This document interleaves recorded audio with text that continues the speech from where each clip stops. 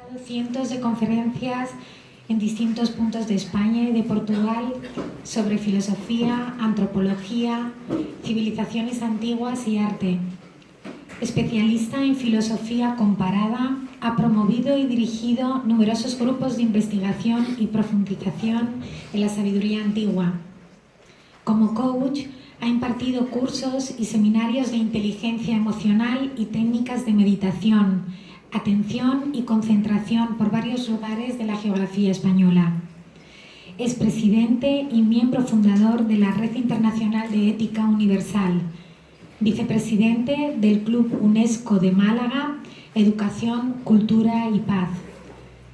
Tiene diversas publicaciones como El arte y la belleza, Ser feliz, así como la colección de selecciones de pensamientos de Cicerón, el orador filósofo, Pitágoras, la armonía interior y Séneca y la práctica de la filosofía. Pero sobre todo para nosotros, Miguel Ángel Padilla es un compañero en la ruta de la filosofía, un profesor queridísimo entre nosotros que ya ha venido en otras ocasiones para enseñarnos y que nos regala su elocuencia y su naturalidad, y desde luego os puedo garantizar que os vais a ir a casa habiendo aprendido muchas cosas y las transmite de una forma muy sencilla, como si todo fuera muy fácil, ¿no? Eso es un arte difícil de conseguir. Ya voy a dejarle paso para la conferencia de esta tarde, en la que va a hablar de la dignidad humana y la Declaración de los Derechos Humanos, la filosofía de la Carta Magna en el 70 aniversario de su promulgación. Gracias. Muchísimas gracias. Como deberán de comprender, si tienen un mínimo de imaginación y se colocan en mi lugar, pues tengo una responsabilidad enorme, porque me ha presentado tan para arriba, tan para arriba, tan para arriba, que, bueno, no vamos a hacer nada más que reflexionar juntos. Esa reflexión que supone la filosofía y que, pues, por mucho que el ser humano avance en tecnología, que lo está haciendo, con o sin ética, pero jamás será desbancada. Porque la tecnología no puede ni debe pensar ni reflexionar por nosotros mismos.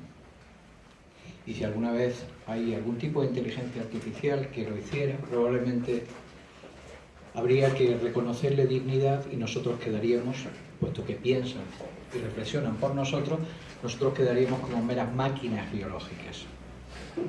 Esperemos que al menos quede un ser humano con sensatez suficiente como para que ese día no llegue. Estamos celebrando el Día Mundial de la Filosofía. Fue la semana pasada, las agendas a veces son complicadas, le estoy complicando la vida al que está grabando porque me muevo, lo siento, la vida se mueve. Estamos celebrando el Día Mundial de la Filosofía y el tema que se eligió en toda España por parte de la organización de Nueva Acrópolis fue el tema de la dignidad. Curiosamente, en un año donde en breve, muy poquito, en diciembre, 1 de diciembre, celebraremos el 70 aniversario de la promulgación de la Declaración Universal de los Derechos Humanos. 70 años, 1948. Este hito, que ya había sido precedido por otras declaraciones que de alguna manera anunciaban que en algún momento la humanidad podría llegar a tener un ideal común, tal y como lo define además la misma declaración, un ideal común de la humanidad, significó algo histórico, realmente importante. Hoy, 70 años después, nos damos cuenta de que aquel sueño todavía tiene mucho por recorrer, muchísimo. Yo me propongo, a través de la charla de ahora, de las preguntas y reflexiones que podamos hacer juntos después, profundizar un poco en la filosofía, el pensamiento, qué es lo que había detrás cuando se creó esa Carta Magna, ver algunos de los fundamentos esenciales que le dieron nacimiento, para descubrir si es que así ha sido y creo que así ha sido, ¿qué nos hemos dejado en el camino? Que probablemente nos hayamos dejado bastante. Y es precisamente el tema de la dignidad el que justo en el inicio, y ahora voy a leerlo porque es muy cortito, justo en el preámbulo, que es en el preámbulo de las grandes declaraciones, de las leyes, está el espíritu de la ley. Pues justamente en el preámbulo, donde aparece la dignidad, el reconocimiento de la dignidad intrínseca del ser humano como un pilar esencial para la paz, para la libertad humana, sin el cual realmente no se puede hablar de avance, de progreso en el futuro. Esto se decía hace 70 años. Lo leo, merece la pena. Además, la Carta Magna conviene leerla de vez en cuando. Dice así: considerando que la libertad, la justicia y la paz en el mundo tienen por base el reconocimiento de la dignidad intrínseca y de los derechos iguales e inalienables de todos los miembros de la familia humana, considerando, bueno, en total hay 7 considerandos, y luego el primero y el segundo de los artículos dicen: todos los seres humanos nacen libres e iguales en dignidad y derechos y dotados como están de razón y conciencia, deben comportarse fraternalmente los unos con los otros. Eso dice el primer artículo. Y el segundo: toda persona tiene todos los derechos y libertades proclamados en esta declaración, sin distinción alguna de raza, color, sexo, idioma, religión, opinión, política o de cualquier otra índole, origen nacional o social, posición económica, nacimiento o cualquier otra condición.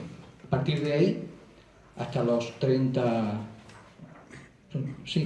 30 artículos, pues va a haber artículos que hablen de los derechos personales, de los derechos en relación con la sociedad, de los derechos, el derecho de pensamiento, de religión, los derechos económicos y sociales y finalmente los derechos que garantizan que no se puedan vulnerar todos estos derechos.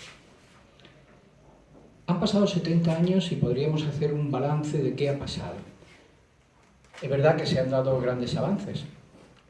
Ha habido reconocimientos importantes en estos 70 años. Estoy pensando ahora mismo, por ejemplo, en uno de los más importantes alcanzados en Occidente.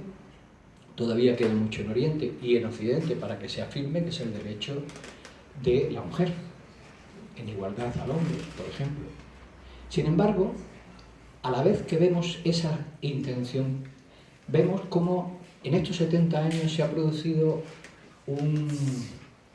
una globalización del planeta en una dirección que no es precisamente la que en principio se proponía, donde los pueblos abrieran sus puertas para conocerse, entenderse, respetarse y constituir esa familia humana, sino que se produce una globalización económica que acaba destruyendo la propia autonomía, la propia identidad de todos y cada uno de esos pueblos.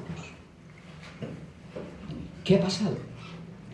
Probablemente, y en la lectura detallada, no es el caso porque no nos vamos a detener porque se nos iría mucho tiempo, tampoco es muy larga, pero en la lectura detallada de la Carta de los Derechos Humanos vamos a ver que con cierta facilidad y también por la tendencia que tenemos a sentirnos víctimas, se tiende a pensar que se pueden resolver los problemas que hay de reconocimiento de esa dignidad humana, de la vida digna en el planeta, en base a la economía.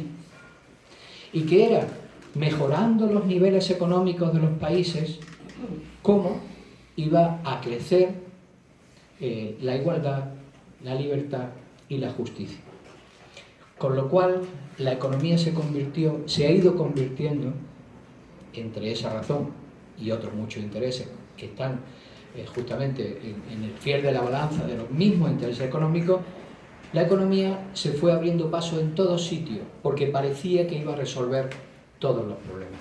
Algo parecido a lo que escuchamos hace un momento de la doctora Isabel, que es que la ciencia iba a resolver todos los problemas. ¿Cuál es la realidad? La realidad es que esa economía no vino sino a sustituir a la dignidad. Y finalmente la economía no sirvió como medio, sino casi como un fin en sí mismo. Hoy en día podemos incluso hablar de cómo la economía se convierte en el eje, vamos a ver, podemos observarlo, ¿no? Cómo la economía es el eje absolutamente de todo, todo.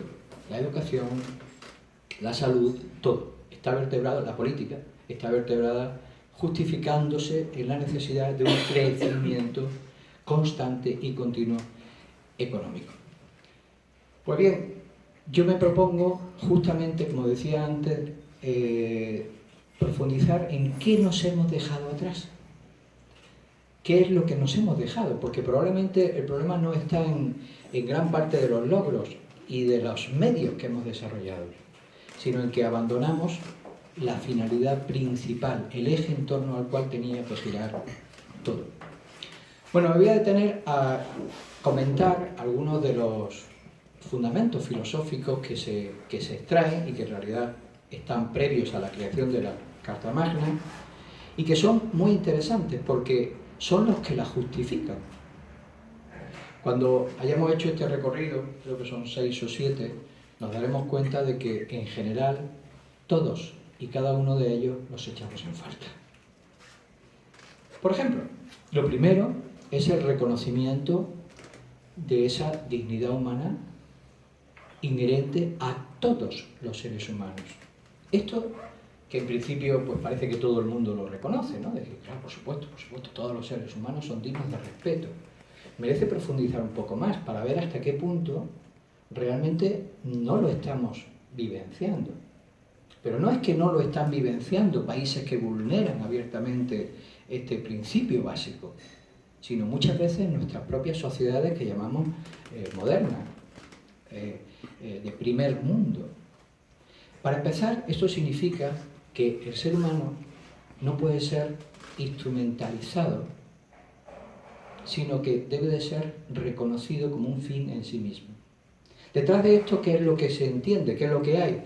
Que el ser humano tiene que poder, por sí mismo, desarrollar su autonomía y desarrollar su libertad para realizarse como persona. Cuando hablamos de el primero de los derechos, el primero de todos los derechos, es a que nada ni nadie le... y se defendía, curiosamente, nadie iba a la raíz del problema de la sociedad de consumo. La sociedad de consumo en sí misma no puede ser un problema, porque el consumo como tal no es nada más que un medio, pero nadie entraba a la raíz. Y es que hemos hecho que el consumo sea el protagonista del sentido de la vida de la mayoría de las personas.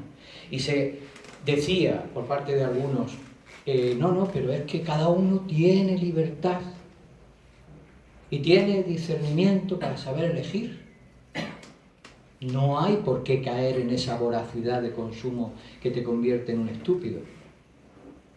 Cuando hablamos de la importancia de no solo reconocer, sino de favorecer la autarquía, es decir, el dominio de sí mismo, el poder ser dueño de tu propia vida y la libertad, siempre nos quedamos en lo externo. Es decir, factores que no me impidan poder ir por donde yo he elegido ir. Entendemos la libertad siempre como un factor de no límites, algo que no haya elementos externos que me limiten. Pero rara vez nos detenemos en que el factor más importante de la libertad está dentro de nosotros, que es la capacidad para elegir. No solo la oportunidad para elegir, sino la capacidad para elegir. Favorecemos la capacidad para elegir, es decir, se favorece el discernimiento. Lo tenemos como uno de los elementos esenciales para desarrollar en todas las sociedades que aspiran a un ideal de fraternidad. Ya hay quien se va a preocupar de discernir por los demás. Ese reconocimiento de la dignidad humana lleva implícito, y además está explícito, creo que el segundo artículo o el primero, otro reconocimiento, que es la familia humana, la fraternidad universal. Todos somos una gran familia. Más allá del romanticismo, esto lo que implica es una responsabilidad. Porque el decir que todos somos miembros de una misma familia significa que todos somos corresponsables de esta familia. Es decir, que el bien común es tarea de todos. Ya no soy yo solo un individuo con derechos que quiere proclamarlos al mundo, sino que además todos los demás seres humanos que tienen también la condición de dignidad, es decir, que se reconocen, los reconocemos como hermanos propios, entran en ese juego de responsabilidades y tenemos, por lo tanto, que defender el bien común. Palabra que molesta en ciertos círculos tecnológicos hoy en día. Podrán parecer increíbles, pero es así. Es decir, el bien común no existe. Existen los bienes comunes. Qué forma tan literaria de cargarse un ideal de vida. Otro de los elementos que podemos ver en la Declaración de los Derechos Humanos es que, por un lado, el ser humano tiene esa dignidad que debe de ser respetada por parte de los demás, que le da protagonismo sobre sí mismo y que, como muy bien ha dicho la doctora Isabel, a su vez puede o no ser desarrollada, puede o no ser potenciada. Podemos cultivar nuestra dignidad como seres humanos o podemos sepultarlo. De esto hablaremos en la parte final. Pero que a la vez tenemos una corresponsabilidad no solo de nuestra propia realización personal, es decir, somos los protagonistas de nuestra propia realización personal, sino que tenemos una corresponsabilidad, un compromiso con el resto de la familia.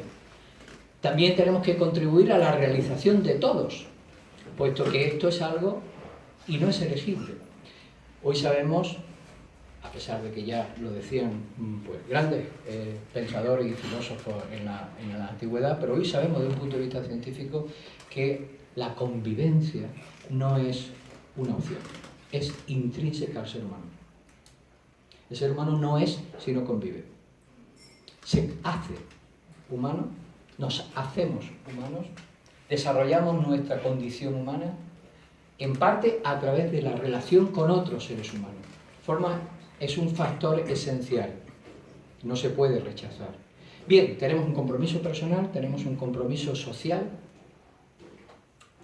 pero ¿cómo conjugar esos dos elementos? ¿Cómo conjugar el derecho individual y el derecho común? ¿Cómo conjugar la justicia social con la necesidad que yo tengo de poder tener un espacio individual y que se me respete el bien común con el bien individual? Y se extrae de la Carta Magna,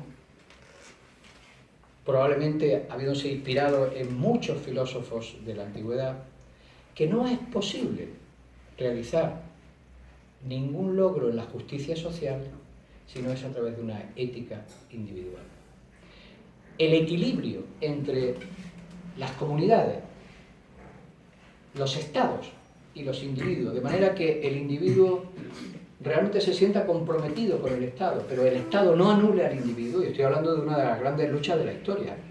Estamos hablando de los dos extremos sociopolíticos que se han barajado a lo largo de la historia.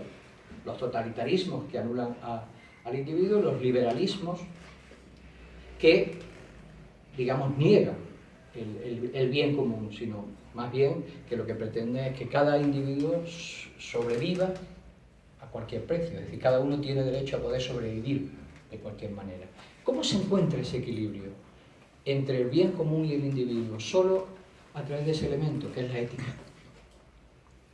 Porque la aspiración que tenemos todos a una justicia social no se va a lograr con leyes, por mucho que creamos.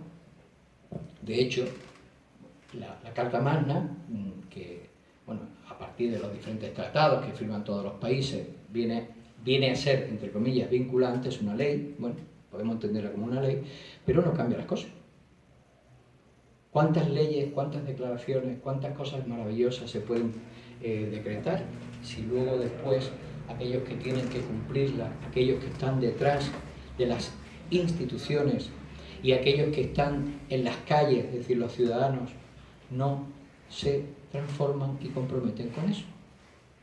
Lo que realmente cambia la situación, lo que realmente puede dar lugar a una justicia social es la ética de cada individuo, la puesta en valor de su dignidad, la puesta en acción de una serie de valores comunes que no solo son valores relacionados con la convivencia, sino valores relacionados con mi propia realización personal.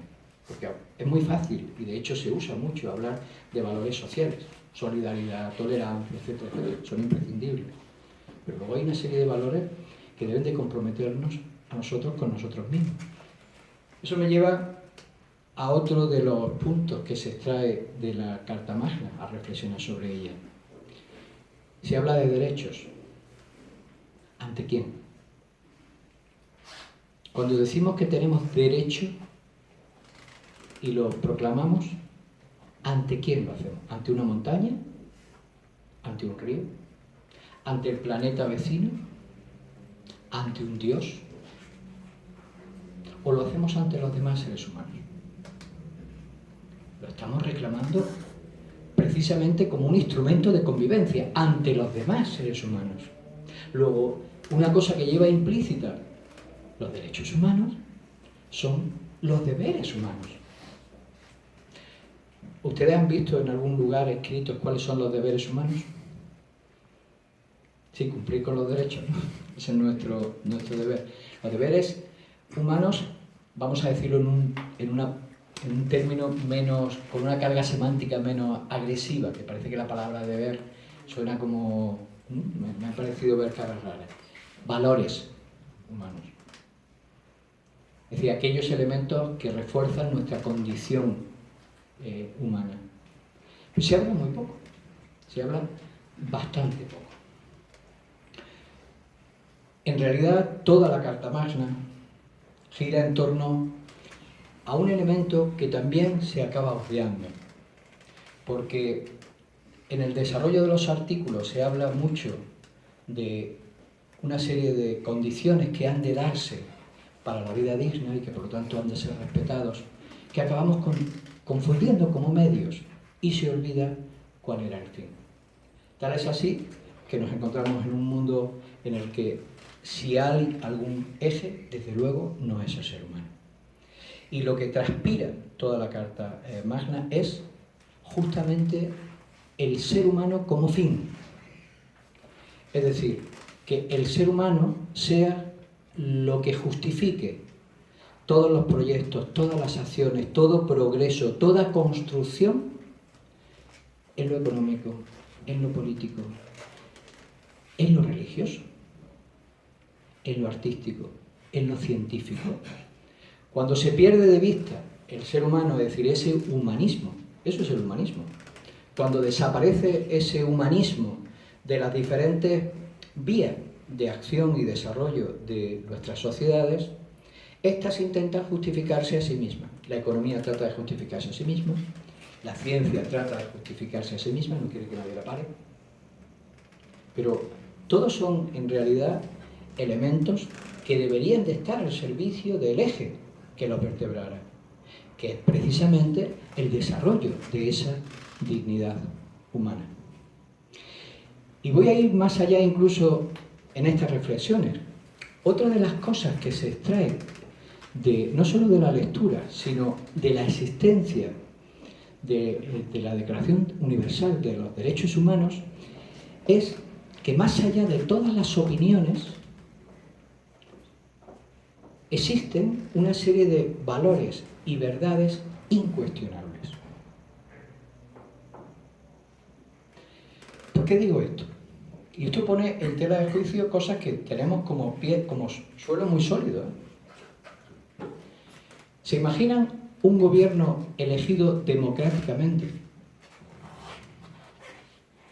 La mayoría hoy en día, por lo menos en la parte occidental, son elegidos democráticamente. Que vulnerase los derechos humanos. ¿Consideraríamos un gobierno elegido democráticamente como legítimo si vulnera los derechos humanos? No. ¿Por qué? Si la autoridad máxima está en la opinión del pueblo, que por otro lado aparece en la Carta Máxima, presentando una especie de contradicción. Porque los últimos artículos dicen que nunca se puede hacer nada que trate de vulnerar y de desprestigiar, es decir, que trate de poner en tela de juicio estos derechos. Pero más allá de lo que diga, yo estoy tratando de llegar a su sentido común. Más allá de la opinión de muchos o pocos, más allá de la cantidad de gente que opina una cosa u otra, ¿podemos aspirar a encontrar elementos válidos por sí mismos y no en función de la cantidad de gente que lo opine? ¿Sí o no? Este es uno de los ejemplos. Este es uno de los ejemplos. Y eso es a lo que se preocupó siempre la filosofía. Y eso es sobre lo que se basa la dignidad humana, que no es opinable. ¿Por qué digo que es lo que se basó siempre la filosofía? Porque la filosofía busca la verdad, busca el bien. No encontrará la verdad última, absoluta, porque nuestra capacidad siempre es limitada y subjetiva, ¿de acuerdo? Pero la busca. Porque más allá de las verdades totalmente subjetivas, existen elementos que vemos que son defendibles para muchos, o para todos, que son consustanciales a la condición humana. Si no, la filosofía no existiría, lo que existiría sería la estadística. ¿Queremos saber si algo es verdad o no? Hagamos una encuesta. Ya está, ¿para qué queremos profundizar? Ni reflexionar. ¿Qué sentido tiene la reflexión? Si lo válido o conveniente solo depende de la cantidad de gente que... ¿Se imaginan que se hiciera una encuesta o que se intentase legitimar el Estado haciendo unas elecciones en el ISIS, por ejemplo, en el Estado islamista? ¿Qué saldría?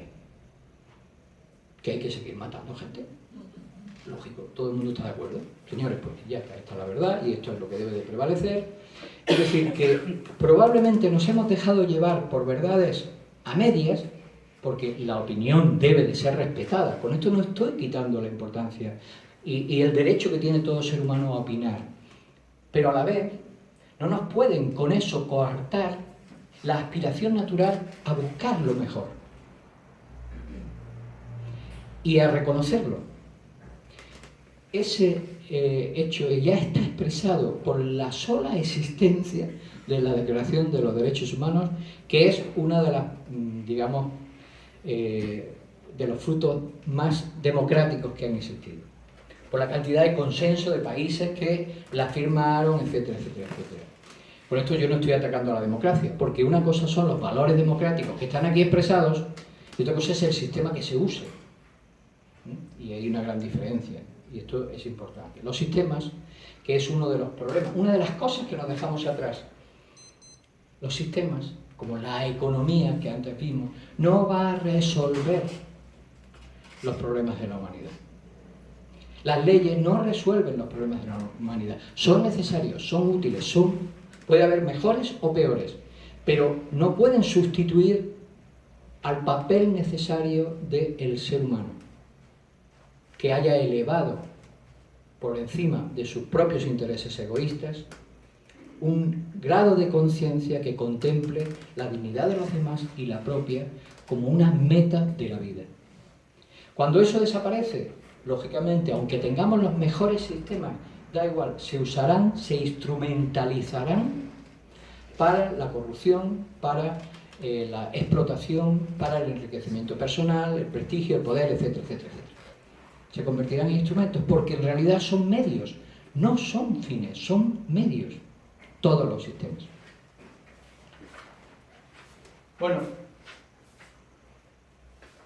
llegado a este punto, lo que se extrae finalmente de la Carta Magna es que toda forma de anulación o explotación de nuestra condición humana atenta contra la dignidad.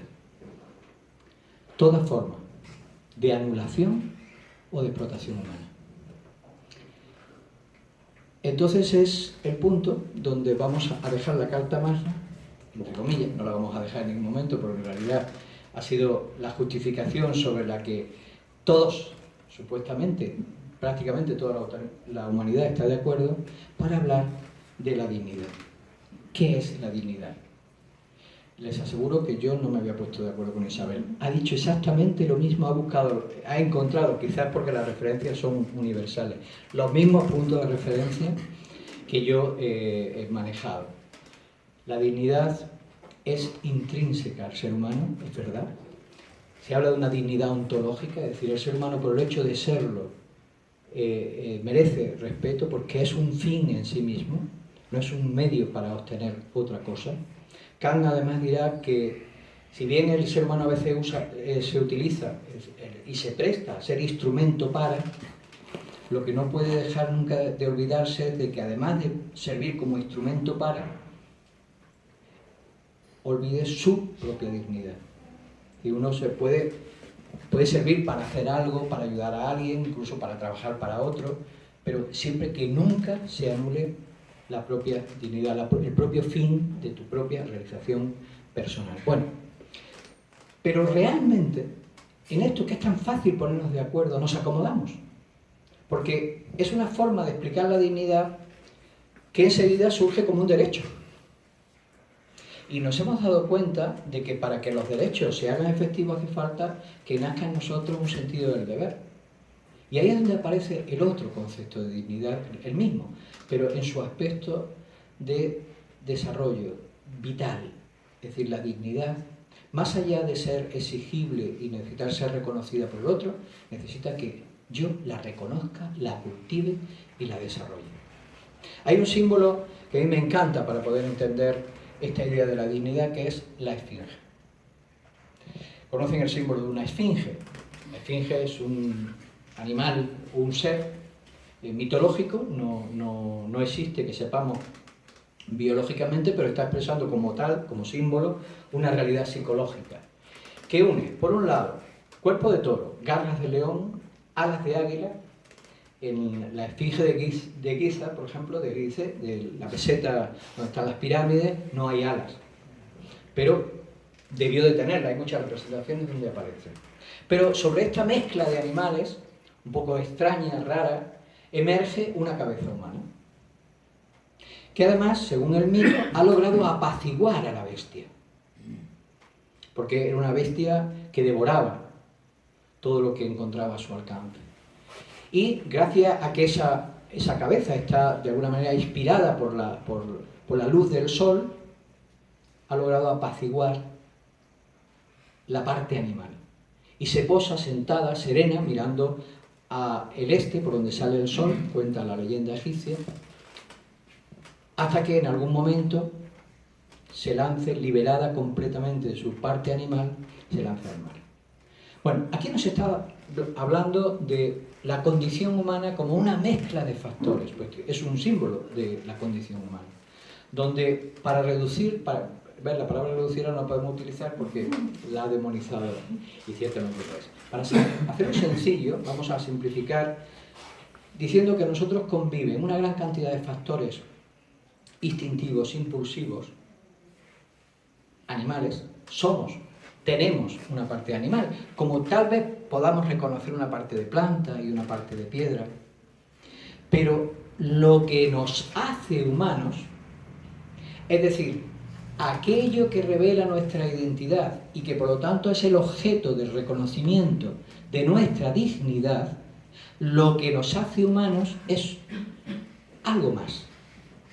Y esa es la reflexión importante que tendríamos que hacernos a la hora de hablar de la dignidad como el pilar fundamental para todo progreso y desarrollo.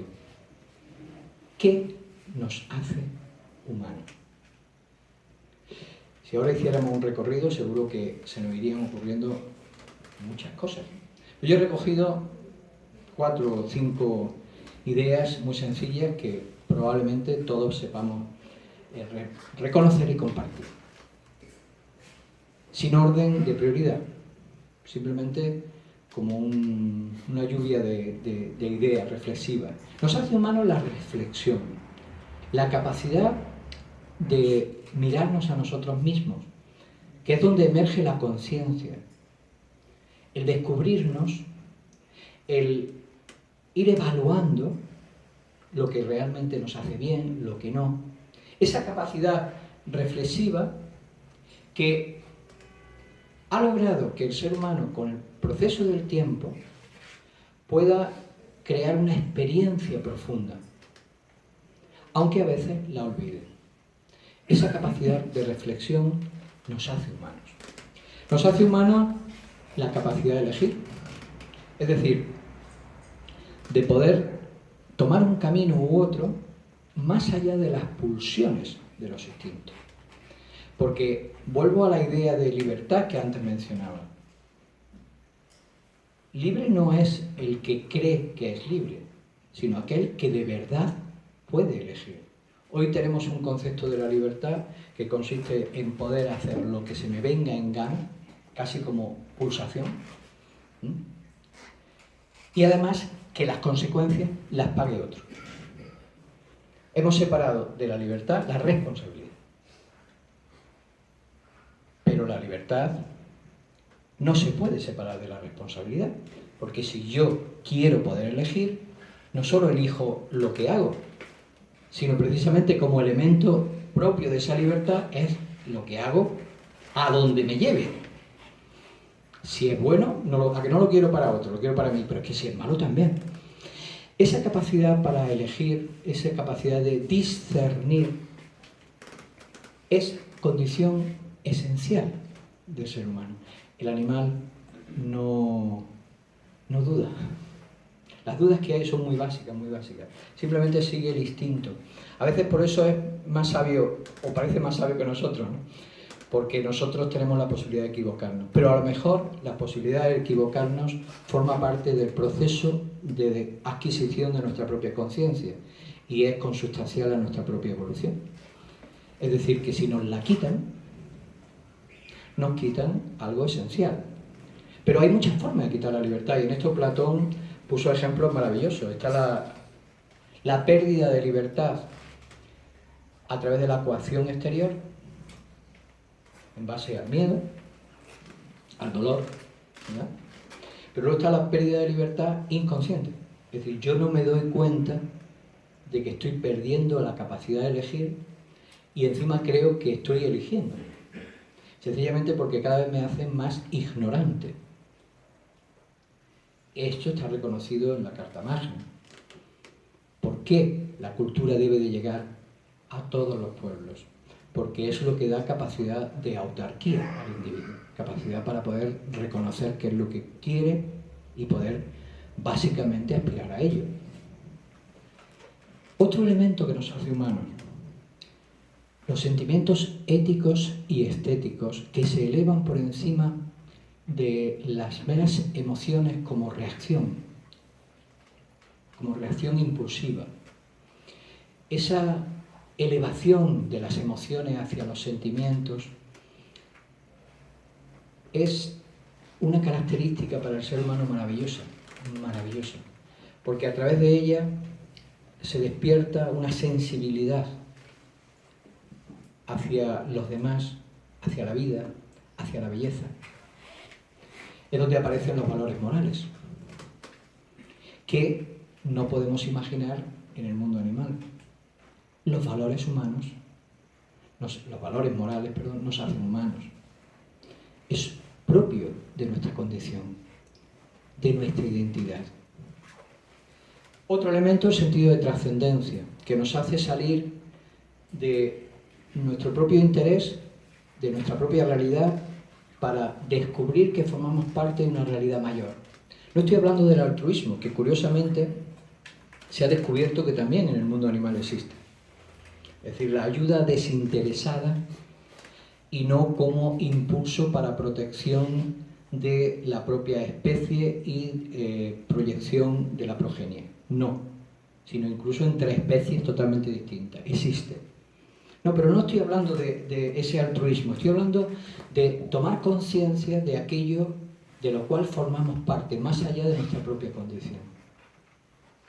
Ya sea la humanidad, por ejemplo, tener conciencia de esa familia humana es una forma de trascendencia.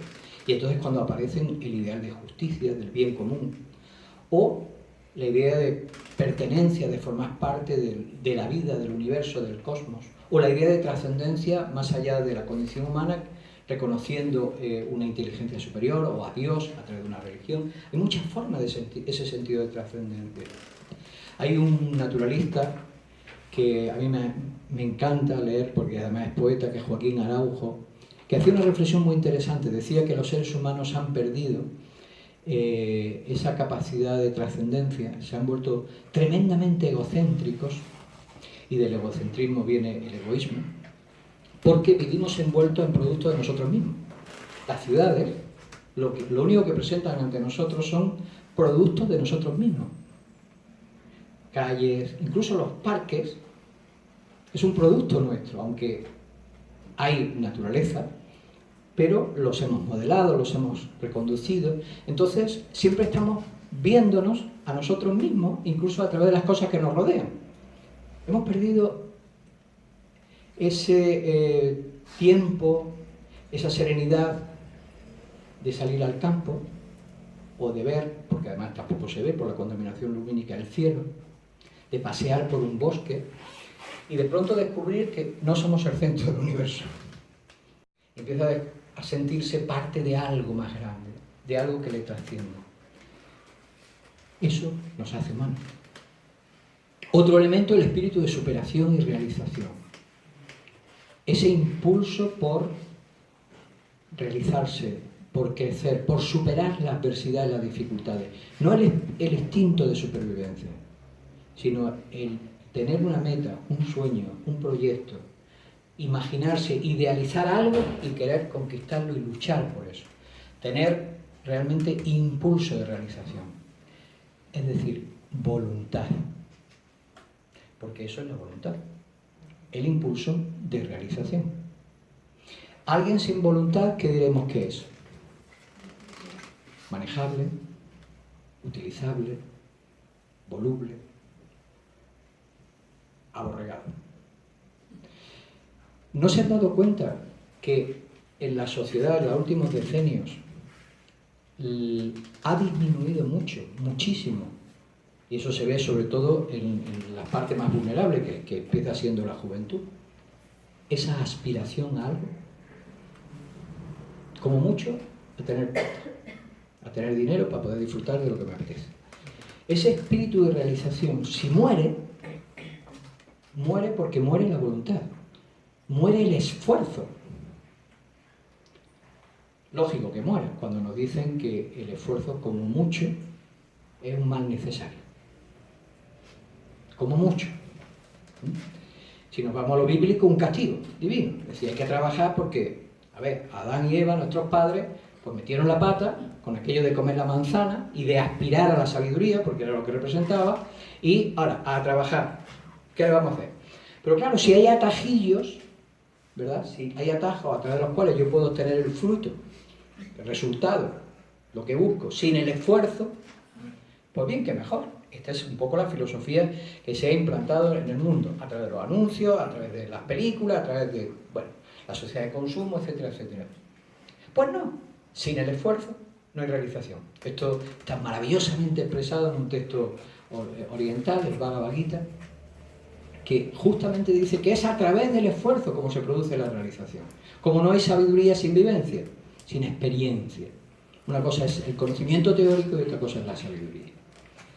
Ese espíritu de superación, ese impulso de realización es propio de nuestra condición humana.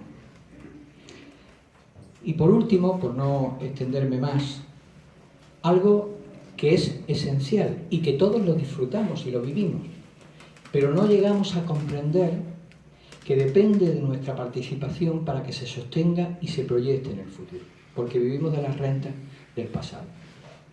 Y ahora se entenderá lo que digo. Es una condición maravillosa del ser humano, que es la captación de arquetipos como el bien, la belleza, la justicia y la bondad. Es decir, la capacidad de idealizar, de aspirar a la perfección, de poder concebir elementos que, aunque son intangibles, que ni siquiera pueda explicarlos, sin embargo, intuye ese concepto del bien, de la belleza, de la bondad, y que, curiosamente, la interpretación que cada pueblo ha hecho de esa idea del bien, de la justicia, de la bondad y de la belleza, me dejo la verdad, es un fruto que todos disfrutamos, que es la cultura y la civilización, que es único del ser humano, propio de nuestra condición humana. Pero la cultura y la civilización se sostienen, es decir, se desarrollan justamente en la medida que aspiran a esos ideales. Y mueren, se pudren, se desintegran cuando se olvidan de esos ideales. Y volverán a nacer nuevas culturas y nuevas civilizaciones. Esto entonces también es propio de nuestra condición humana.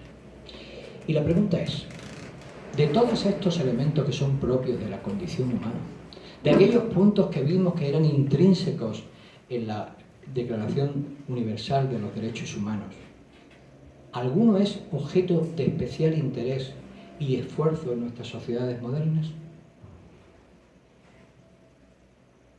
Luego algo va mal, muy mal.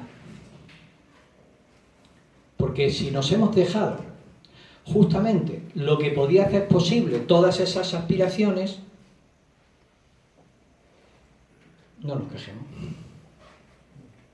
Y si de verdad aspiramos a un mundo mejor, si de verdad aspiramos a un mundo donde se hagan valer esos derechos humanos, entonces trabajemos en lo que realmente hay que trabajar, que es en la dignidad, en elevar la dignidad humana. Se me ocurre, para terminar, por bajar un poco de este terreno tan abstracto, hay elementos mucho más concretos. Podemos dignificar la política. ¿Cómo? Elevándola hacia la justicia, liberándola de la corrupción que nace de la ausencia de valores éticos. Porque la corrupción no es otra cosa. Y no puede haber justicia, como hemos dicho, si no hay ética individual. Entonces podemos dignificar la política, podemos dignificar la ciencia, elevándola hacia una búsqueda natural de la verdad, como muy bien decía mi querida Isabel. Es que me ha encantado con 4 pinceladas cómo ha dado en cada momento en la tecla. Elevándola a la búsqueda natural de la comprensión del universo, del mundo, de su funcionamiento, pero liberándola, por un lado, de esos dogmatismos y, por otro lado, de las presiones o dependencias económicas, los intereses económicos que la acaban conduciendo a ser un instrumento de poder económico, cuando no de manipulación de masa. Debemos dignificar el arte, elevándolo hacia la belleza y liberándolo del desconcierto en el que se encuentra y ese culto al absurdo en el que se ve inmerso. Y podemos dignificar la religión, elevándola hacia la bondad y liberándola de los fanatismos y de la instrumentalización que se hace de las religiones con intereses políticos. 4 caras sencillas que constituyen la base de nuestra cultura, de nuestra civilización. Si eso lo tenemos claro, lo sabemos llevar al terreno individual y lo sabemos proyectar en el mundo, tal vez no podamos cambiar el mundo, pero con toda seguridad que podemos dar un paso, mejorar el mundo. Dios nos libre de los mesías que quieren un cambio radical. Dios nos libre. Por lo general, a veces hay más locura, pero más locura que discernimiento, más odio que amor. Pero un cambio a través de las conciencias, donde se refuerce el concepto, la idea, el valor de lo que nos hace humanos, es decir, nuestra dignidad, sí que es posible. Y lo curioso, en cuanto empieza a funcionar, el mundo cambia. Tal vez no el mundo universal, ese enorme y gigante, redondo, lleno de no sé cuántos miles de millones de seres humanos, pero nuestro mundo sí. El interior y el que nos rodea. Y como parece ser que todo empezó con dos células que se juntaron y que decidieron tener un proyecto común, aunque perdieran su propia individualidad a ultranza, es decir, de pronto descubrieron que podían hacer algo juntas, pues a lo mejor haciendo pequeños núcleos donde se dignifique al ser humano y se pongan en juego herramientas e instrumentos para elevarlos de sus niveles más instintivos, egoístas, pues a lo mejor resulta que hemos creado una nueva biología que es capaz de poblar el mundo. Nada más. Muchas gracias.